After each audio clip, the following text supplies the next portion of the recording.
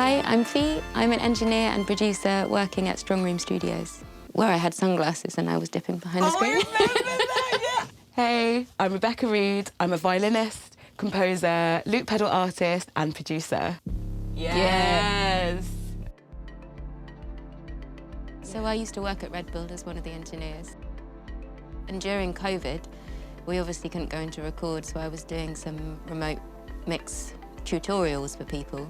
And you came to me with your album ideas. No, an EP. An EP. Yeah. EP. So you told me it was an EP, a 4-track EP with a few interludes. Yeah.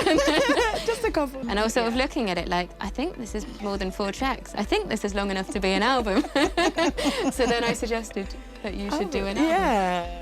So the album is... Well, it's basically an exploration of like the things that I love to listen to and what I love to play and what I have played in my life, I think was probably the best way to describe it. So there's a bit of classical, a bit of jazz, a bit of like electronic kind of drill, some ambient funk stuff in there, some funk. Yeah. What's been nice about all of the stuff that we've done has been from working in the different rooms, whether that's here, which feels quite creative and you can write and it feels a bit more chilled, and there's windows, which is so unusual in studios. I love having windows.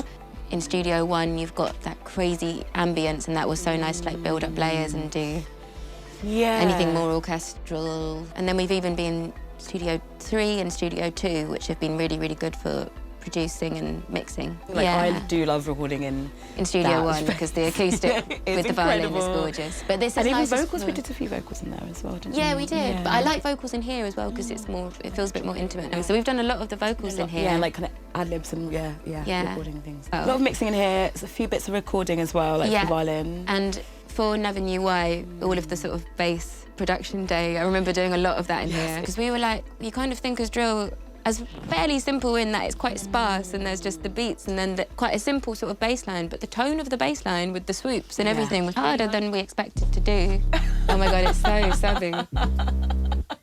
That took swoops. like weeks. Yeah. Literally 2 weeks. I studied drill, I told you. I was know. like listening to it 24/7, analysing the elements of it. Well, afterwards I wrote a university paper on it. Like, it was, it went through a lot of stuff. Connoisseurs of drill. Yeah.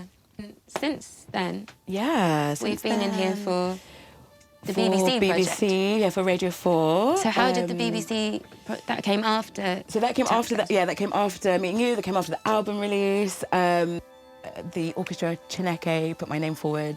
And I kind of won the commission to write for the podcast 28-ish days later. And we did some writing in Studio 1. Yes, some writing in Studio 1, and then the second day was in here. In here, just doing loads of like overdubs, I think. Yeah, loads of layers, which you're really, really good at. Loads of layers. I'd always be like, oh, do you want to record that again? He'd be like, no, just layer it up, and then it would sound perfect. How are you hearing all of that harmony on your head before you do it?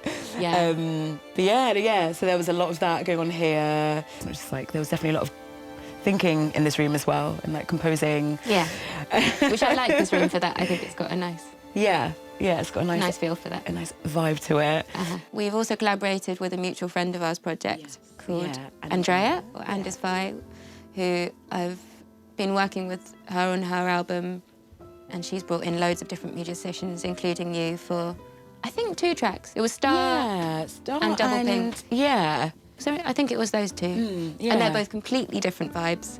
So Star is this beautiful ballad that you just do this sort of solo violin line on, and then Double Pink is rocky and intense and sort of made, you were like, make my violin sound like a sitar, and I was like, what?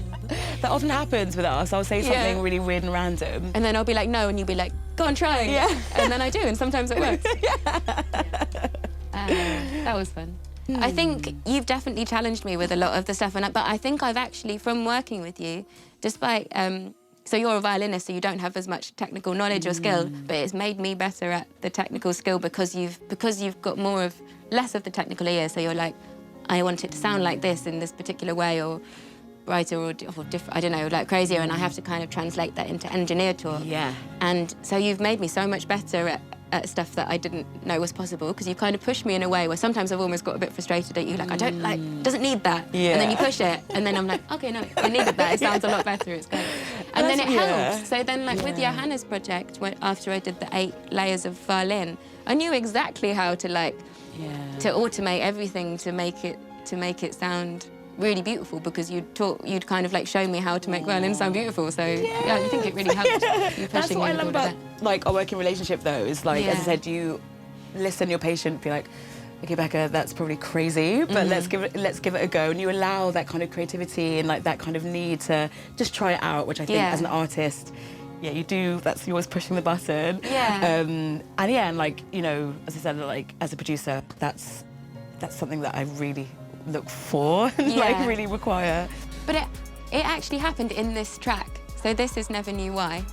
Probably one of the most and most out there tracks on the album, because it's most violinistic. It's the only one that's got the drill element in, but the drill is kind of just the bass line and the beat. And then the rest of it is kind of orchestral jazz layered stuff. But there's one section where you just kept on being like, the violin needs to be louder, it needs to be louder. And I was like maxing it out on Pro Tools, and I was like, I can't get it any louder, and yet it still needs to be louder. So I was like doing all these extra things, and it sounds amazing. And I'm like, yeah, of course it should be that.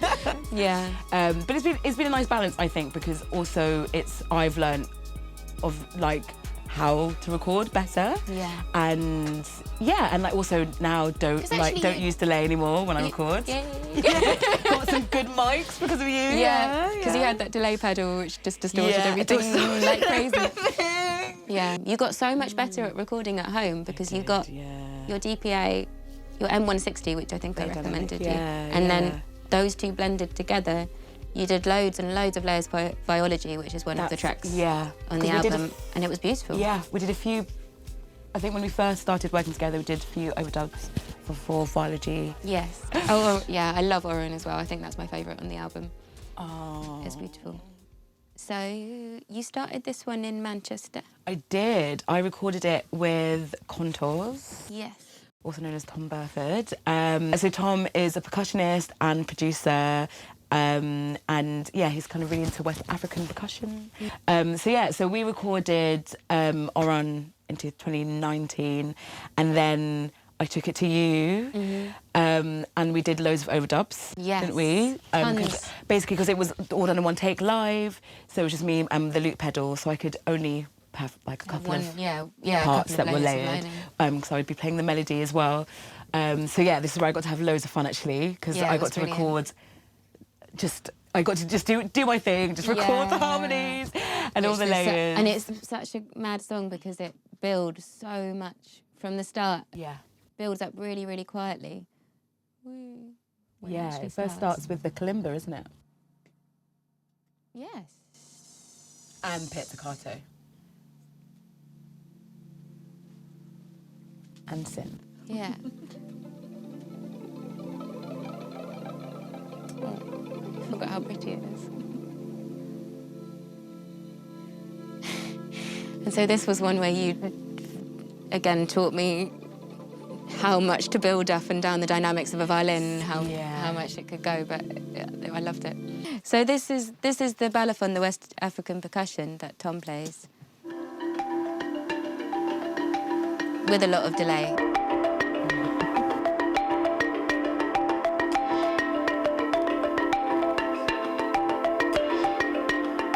Which, with the harmony, with all of the violins, I think sounds beautiful. Oh, and you just had, I forgot, you have one keys synth that just is a loop. I guess Alex just played one note. No, that was me. Was it you? Yeah, because it was me and Tom that recorded it. We wrote it together. So you just played one... it wasn't even loop, it was live. Which is just one Tom started off that D minor chord, and then he left it with he had like a sustain pedal down. And then that's me changing the chords. Nice. Which went through a lot of evolutions of mixing as well. Yeah, and even I've committed it so you can't see, but we had to like carve out lots of space for all of the different instruments to fit in there at different points, because it was very rich synth. Yeah. It was, wasn't it? Yeah. And then, so the balafon, the synth, and then we've got more of the solpon. And then later on in the track, there's all of the pits. Pits, yeah. This is when it really builds and like. So your thing is pits with a delay. That's always no, but good. it's always with with a quarter note, no, an eighth note triplet delay. Oh, yeah. It's like really specific delay that you love. Yeah. It's like Oh, on yeah, there. yeah. There we go, yeah.